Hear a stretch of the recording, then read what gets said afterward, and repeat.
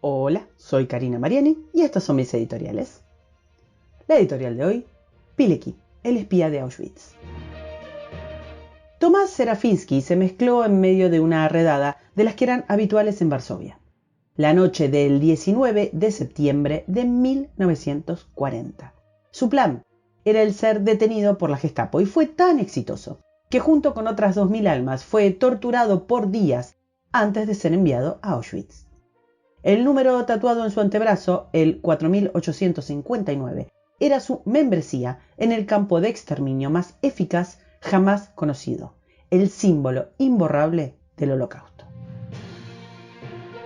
Tomás no era su nombre real, se trataba de un soldado polaco de 40 años, llamado Pilecki, y su misión consistía en infiltrarse en la boca del monstruo y organizar desde dentro la resistencia, además de brindar información sobre la logística. Allí estableció una red clandestina cuyos propósitos eran, en principio, sostener la moral de los prisioneros y además conformar una organización de inteligencia que pudiera iniciar una rebelión, y además transmitir al exterior los horrores que se estaban perpetrando. 2 años después, Pilecki había establecido una serie de contactos de casi 1 millar de prisioneros y pensaba que con la ayuda de los suyos, o sea, de la resistencia polaca y el apoyo aéreo de los aliados, podrían poner fin al archipiélago de campos de concentración nazis. Pilecki no sabía que sus días de tortura y sacrificio no tenían valor para el mundo.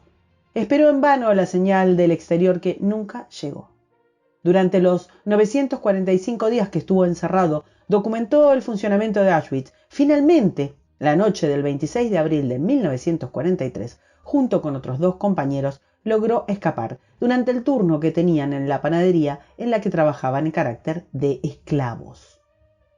1 año antes, en 1942, en Wannsee, se había decidido la solución final que Hitler establecía para el problema judío. Los campos de concentración ya eran una práctica habitual que tenía varios años. La sistematicidad, especialización y eficiencia del diseño de campos estaba muy aceitado para esa fecha. Anteriormente, los campos orientales, como Treblinka, concentraban la mayoría de las ejecuciones. Al principio, Auschwitz era un campo secundario destinado al trabajo esclavo y a los prisioneros de guerra que se incrementaban con la invasión de Rusia de 1941. Precisamente, unos 10.000 prisioneros soviéticos fueron encerrados allí y debieron construir un nuevo campo dentro del área de Brno. Las condiciones en las que estos hombres trabajaron hicieron que hacia el final de la faena hubieran sobrevivido menos del 10%. De las innovaciones introducidas en este nuevo centro, se destaca la práctica del tatuaje del número de identificación y las cámaras de gas que empezaron a usar el Zyklon B, un potente gas plaguicida mucho más eficaz que el monóxido de carbono que venían utilizando. En minutos, el gaseado terminaba con los lotes de judíos apenas bajados de los vagones. Luego, los equipos de Sonderkommando, formados por judíos obligados a limpiar a los cadáveres, debían registrar las cavidades por si alguno había escondido allí joyas, y acto seguido los trasladaban a las fosas comunes. La exactitud del proceso hacía que durara unas 3 horas desde la llegada al campo. Tenían evaluada la capacidad de exterminio del flujo de contingentes. A comienzos de 1943, Auschwitz era un reloj.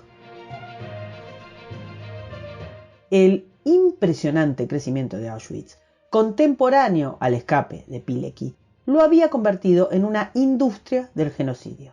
Pilecki fue uno de los primeros en denunciar las cámaras de gas. Describió con precisión los hornos crematorios, el gas Zyklon B, la organización de las torturas y la logística de la comunicación. Nadie le creyó, o nadie quiso. La explicación piadosa es que se pensaban que podía ser una exageración de Polonia para lograr el apoyo aliado, o que no entendieran el sentido de montar semejante locura asesina cuando podían dejar que los prisioneros sencillamente murieran de hambre. Pero existían otros factores para que no le creyeran.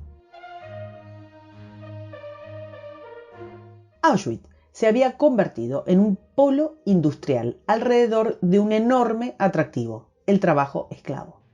no es una metáfora, ya que en los alrededores del campo y bajo su jurisdicción se instalaron numerosas empresas que, beneficiadas con este instrumento, apoyaron y financiaron a Hitler. Precisamente, debido al trabajo esclavo y a lo que de él se desprendía, es que el mundo no puede excusarse en la ignorancia del Holocausto. No era una conspiración de unos cuantos jerarcas nazis, era un mundo ya interconectado, una estructura financiera, empleados, publicistas, traders, contratistas y cientos de miles de clientes. Un enorme sistema económico que por años y años creció con la tracción a judíos que trabajaban hasta su muerte. De hecho, morían sin cesar como moscas y acto seguido se solicitaba su reemplazo como piezas de una maquinaria a las SS.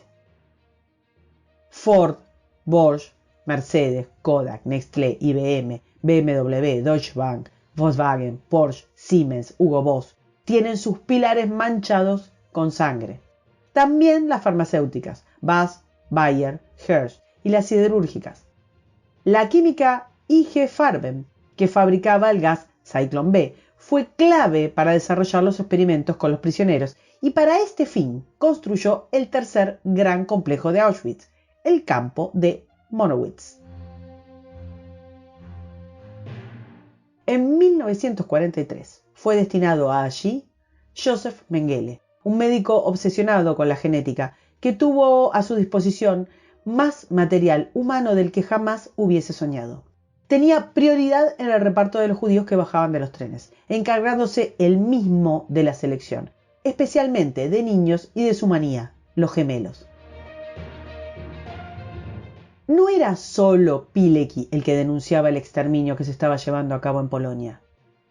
Jan Karski, el diplomático polaco, también se había infiltrado en el gueto de Varsovia en el campo de Belzec y advirtió con todas sus fuerzas a británicos y norteamericanos, aún antes del enorme desarrollo de Auschwitz, del matadero en el que se había convertido su tierra, dividida salvajemente por la invasión de dos tiranías, las más nefastas de la historia, la soviética y la nazi. Karski fue espía, haciéndose pasar por guardia ucraniano, tanto en el gueto como en el campo de concentración de Belzec. Su proeza fue la acumulación de documentación suficiente sobre las atrocidades nazis en 1942, cuando la conferencia de Vannes recién había tenido lugar. Ni en Londres le creyeron, ni en su visita al presidente de Estados Unidos, Franklin Delano Roosevelt. Karski dio ruedas de prensa, hizo reuniones con artistas y se reunió con el juez de la Corte Suprema, Felix Frankfurter, que ante los relatos permaneció impasible y más tarde declaró: «No dije que estuviese mintiendo, dije que no podía creerle». Recién en enero de 1944, el secretario del Tesoro, Henry Montagu, preparó un enorme informe que no dejó otra opción al gobierno estadounidense que crear una oficina de refugiados, pero ya era demasiado tarde. Paralelamente a este informe, los responsables de Auschwitz se convencieron de que los días de Hitler estaban contados e iniciaron la retirada tratando de limpiar las pruebas de la masacre. Dinamitaron los crematorios y organizaron, para vaciar los campos, las marchas de la muerte tan letales como los otros métodos de exterminio. Cuando el 27 de enero de 1945 los soldados del Ejército Rojo ingresaron a Auschwitz, aún salía humo de los crematorios y deambulando sin esperanza quedaban menos de 8.000 supervivientes. De esa imagen del infierno se cumplen, en estas horas, 76 años. Desde la creación de Auschwitz, la maquinaria de propaganda nazi inventó historias edificantes alrededor de la vida de los judíos en el campo. Para evitar que esto fuera corroborado por la población en general, a menudo se colocaban anuncios de cuarentena en la entrada advirtiendo de la peligrosidad de las epidemias altamente contagiosas que padecían los habitantes. Con esas advertencias de la contagiosidad, mantenían la sociedad aislada de los judíos mugrosos. Las condiciones infrahumanas de vida de los prisioneros terminarían dándoles la razón y las pestes eran otro de los mecanismos de tortura y exterminio que se sumaban al gaseado, a la experimentación y al trabajo esclavo. Pilecki continuó recopilando información sobre el exterminio de su pueblo luego del fin de la guerra. Esa faena había quedado ahora en manos de la ocupación soviética. En septiembre de 1945, el gobierno polaco en el exilio en Londres le ordenó recolectar información y en 1947 comenzó a obtener evidencias de las masacres y ejecuciones extrajudiciales cometidas por los rusos en Polonia durante y después de la guerra. El 8 de mayo de 1947, la dictadura comunista lo atrapó y lo condenó en base al testimonio de un jerarca nazi que también había sido sobreviviente de Auschwitz. Pilecki fue torturado sin piedad y sus últimas palabras antes de ser ejecutado fueron: comparado con esta gente, Auschwitz fue un juego de niños. Pilecki fue fusilado el 25 de mayo de 1948 y su cadáver, como en los tiempos de Auschwitz, fue arrojado a una fosa común. En 1989 cayó la tiranía comunista en Polonia y recién ahí se pudo volver a hablar de Witold Pilecki. En 2019, el Parlamento Europeo pidió que el 25 de mayo sea declarado Día Internacional de los Héroes que lucharon contra el totalitarismo. Han Karski tuvo otro destino. Instalado en Estados Unidos, siguió denunciando amargamente la complicidad mundial. Él dijo, abro comillas, los judíos fueron abandonados por todos los gobiernos. Si sobrevivieron miles de ellos, fue gracias a la ayuda de personas individuales. Ahora, todos los gobiernos e iglesias dicen, intentamos salvar a los judíos, porque están avergonzados y quieren mantener sus reputaciones, pero no ayudaron, porque 6 millones de judíos murieron, pero los líderes de gobiernos e iglesias sobrevivieron. Nadie hizo lo suficiente. Cierro comillas. La historia de la humanidad es prolífica en horrores, pero Auschwitz representa el eslabón más deshumanizado e industrial, el fracaso del concepto mismo de humanidad. El campo se levantó amparado en la complicidad económica, la complacencia diplomática y la indiferencia mediática del mundo. Nadie podía darse por sorprendido de lo que representaba a esa altura el accionar del nazismo. Auschwitz es el símbolo del Holocausto hace 76 años.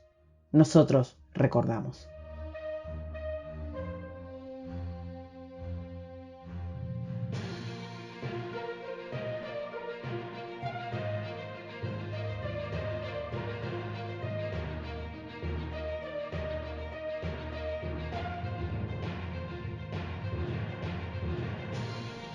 Para escuchar todos los editoriales, suscríbete, me gustealo, compartilo y nos vemos en la próxima. Muchas gracias.